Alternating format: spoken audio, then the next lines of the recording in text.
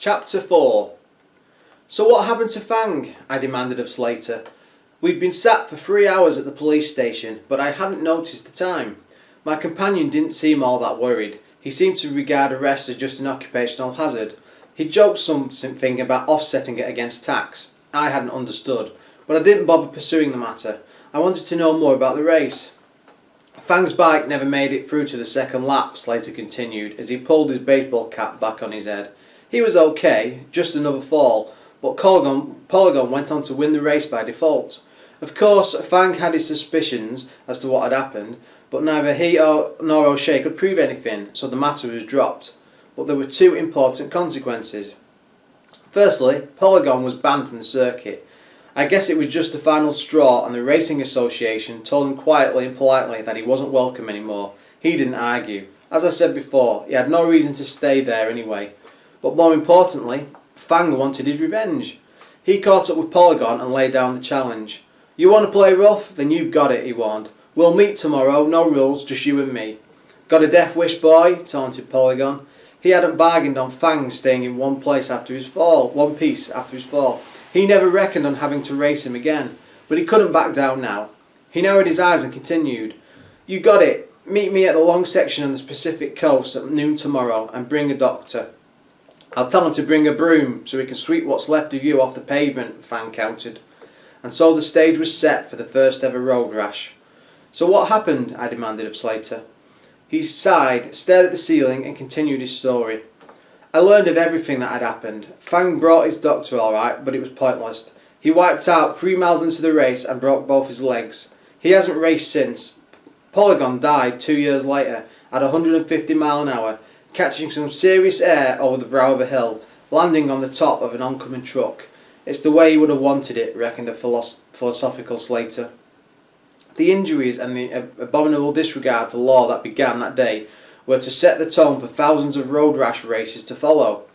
I learned that now, years after this first race, the sport still continued.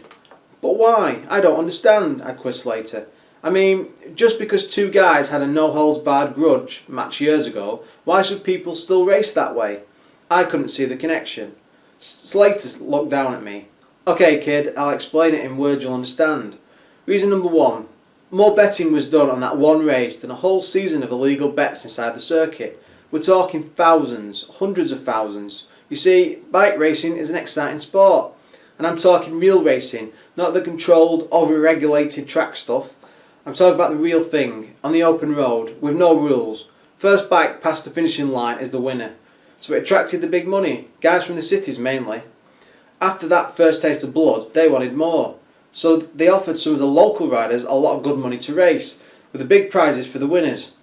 From the start it grew. Word quickly spread that there was a hot new sport, and soon riders from all over the country were attracted by bigger and bigger paychecks. But it wasn't just those in need of money who joined in. There were rich kids too. And that brings me to reason number two. Pushing a high-powered bike to the limit along straight roads is the nearest a human being can get to flying. I tell you, it's addictive. You start off on your first race and you're scared, real scared, but then the adrenaline kicks in and animal instinct takes over. It's just you and your bike against 14 other riders on the road. Once you race one road rash, there's only two ways out, either as champion or in an ambulance. There's no middle ground. And that's why I race. I'm just a speed freak, addicted to the sport. There's no way I could ever give it up, and while I can still afford the speeding fines, I'll keep going. Slater told me how the sport had an unofficial, but official, if you see what I mean, organisational body that abdicated each race. Starting from just hastily prepared races, this organisation had become fairly big business. There were only ever 15 riders in each rash, and each series of races took place over 5 established courses, with the same riders participating in each race. The organisational body would raise the prize money and would bail rashers out of jail if they couldn't raise any fines they collected en route, but at the cost of obliging them to retire from the season. The body made its profits from organising and taking a cut from the huge betting racket that accompanied each rash. Although highly illegal, it could earn you a lot of money. As a result, this season had seen the first rider from abroad attracted by the prize money that just seemed to grow and grow as the seasons progressed. His name was Shiva.